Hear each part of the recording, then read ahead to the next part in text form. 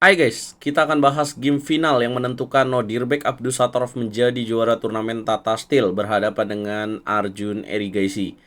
Ini ada game yang menarik ya, di mana Arjun Erigaisi mainin teori yang udah lama tidak dimainkan, jarang ada di top level lah, yaitu Evans Gambit. Seperti apa? Ini game yang sangat menarik, nonton terus sampai habis. Jangan lupa di like dulu, di share, dan di subscribe.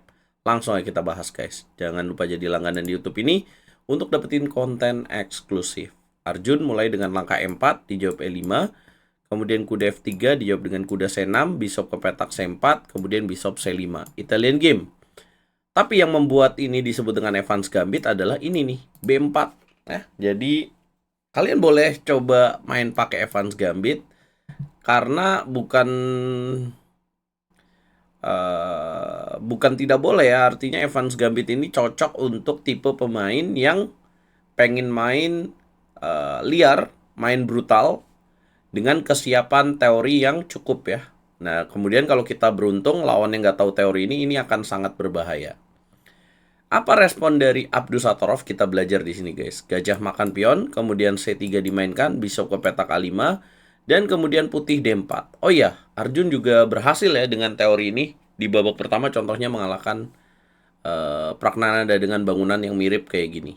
Kemudian D6 dimainkan, kemudian queen ke petak B3, ancam pion petak F7, queen D7 menjaga, kemudian putih rokade, hitam mainkan bishop B6, ancam pion D4, putih kuda B ke petak D2. Ya, biarin hitam ngambil pion di petak D4. Apa idenya? Kalau misalkan hitam terpancing, maka dimakan, kemudian dimakan lagi, kemudian dimakan lagi, makan, dan kemudian benteng B1. Jadi putih nggak masalah, gue kasih tuh pion.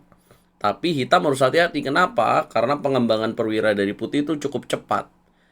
Ya otomatis hitam di sini pengen ngamanin raja juga dong. Contohnya dengan mainkan langkah kuda ke petak F6. Kemudian akan ada ancaman kuda F3 apabila gajah mundur dan ada serangan E5.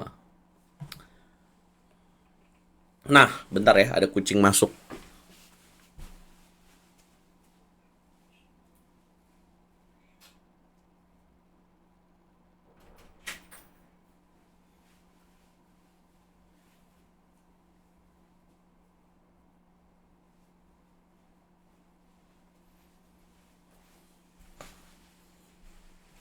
Kita lanjut lagi, itulah lucunya YouTuber ini. Kuda B ke petak D2, apa yang dilakukan oleh hitam? Kuda ke petak A5, ancam queen, ancam bishop. Ya, jadi main catur tuh, kalau lu udah sering nonton YouTube ini, jangan ngambil pion langsung ya, tapi ambil perwira yang lebih penting. Queen ke petak C2 ditukar, kemudian dimakan lagi, queen ke petak C6. Ancam kuda, kuda makan bishop, dimakan lagi, dan putih ambil pion petak E5.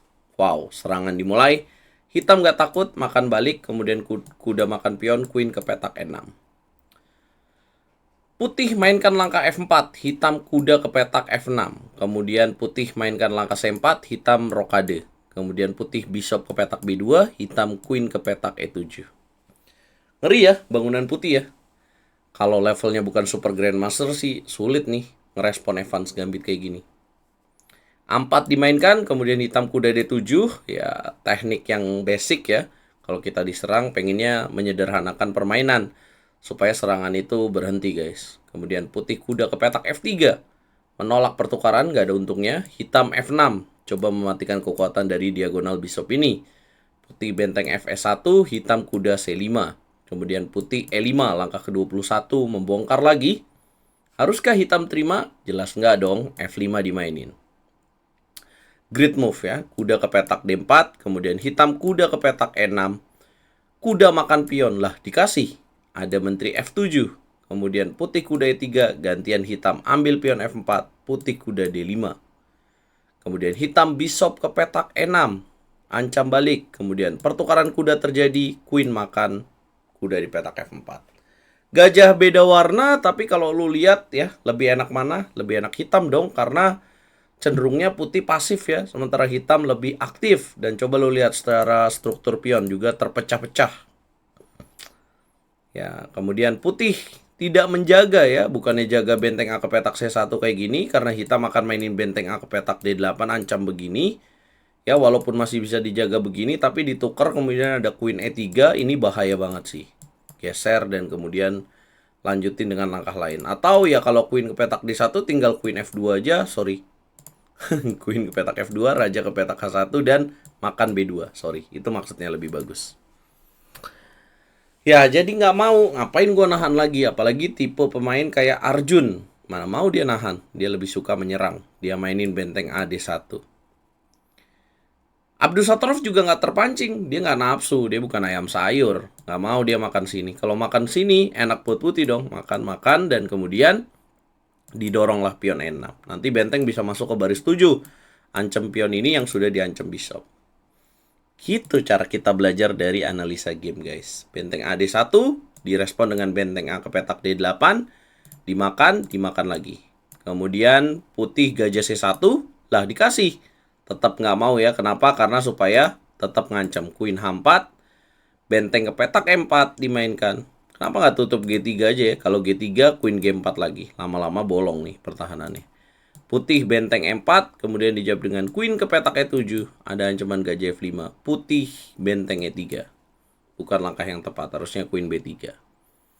Hitam, lakukan ikatan dengan Queen C5, putih H3, hitam masuk lagi benteng D4, ngambil pionnya pakai benteng, ancam Queen, ancam gajah.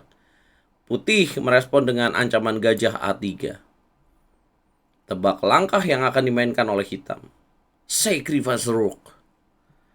Kalau dimakan dapat benteng, dapat skak, dan dapat gajah. Raja ke petak F2. Sacrifice Rook. Kemudian dimakan, makan E3. Memang kalau gajah beda warna ini, apa sih yang dilakukan oleh Abdusattorov? Kenapa dari tadi, apa yang diinginkan oleh Abdusattorov? Kenapa dari tadi nggak ngambil pion C4? Sangat hati-hati karena takutnya nanti jadi lebih sederhana dan remis. Karena perbedaan gajah ini. Putih gajah B2, balik lagi Queen ke petak C5, Raja E2, baru diambil pakai Bishop skak. Raja ke petak D2, Queen ke petak F2, skak. Raja ke petak C3, tuker Queen, dimakan. Kenapa mau? Karena ada Raja F7, kemudian E6 didorong, makan. Kemudian ambil G7 dan gajah F1. Jadi 3 pion lawan 1 pion di sini dan itulah yang membuat hitam percaya diri. G3 dimainin, gajah makan H3, apakah remis? Raja ke petak C3, raja ke petak D5, kemudian raja B4, gajah ke petak F1, jaga ini, mau C5. Kemudian putih mainin gajah F6, C5 dimainin skak, raja ke petak B3 ditukar pionnya, kemudian diterima, dimakan lagi. Gajah E7, gajah ke petak C6. Sorry, raja ke petak C6. Sudah selesai ya. Tinggal ngawal 2 pion ini pasti menang. Gimana menangnya? Gajah ke petak F6, gajah ke petak E2. Lihat ini. Kemudian gajah E7, B5. Jangan buru-buru. Gajah F6, B4 yang dimajuin. Jangan C4, nanti rajanya kuat di sini. Petak gelap, B4 yang dimainin. Raja ke petak A4, raja ke petak B6. Kemudian gajah D8, raja ke petak A6. Raja ke petak B3. Gajah ke petak D3, tunggu dulu dan putih menyerah.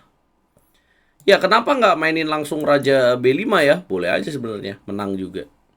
Jadi kira-kira kalau dilanjutin setelah gajah D3, gajah E7, kemudian raja ke petak B5, let's say gajah ke petak D6, C4, raja ke petak B2, kemudian gajah F5 dulu tempo, gajah ke petak E5, C3 dorong, kalau misalkan raja ke petak C1, raja ke petak C4, B3, B2, pion promosi. Dikawal pionnya seperti itu. Kemenangan ini bikin Abdusattorov keluar sebagai juara dengan selisih hanya setengah poin aja dari peringkat kedua rekan senegaranya, Sindarov. Gila, 2 pecatur Uzbekistan di peringkat atas. Semoga Indonesia bisa kayak gini ya, punya bakat yang luar biasa, berbicara di level dunia. Peringkat 3-nya Jordan Van Foras bersama dengan Vincent Keimer dan Hans Niemann 7,5 poin. Kemudian Matthias Blubam dan Yagis Khan 7 poin. Di manakah juara dunia Gukes? Berada di peringkat 9 dengan 6,5. Apa komentar kalian guys? Coba. Akurasi game tadi hitam 95,%. 95%. Jangan lupa like, share, komen, dan subscribe. Kita ketemu di video berikutnya. Terima kasih sudah nungguin, sudah ngikutin konten-konten dari RL Chess di turnamen Tata Steel ini. Jangan lupa kasih video ini hype ya guys.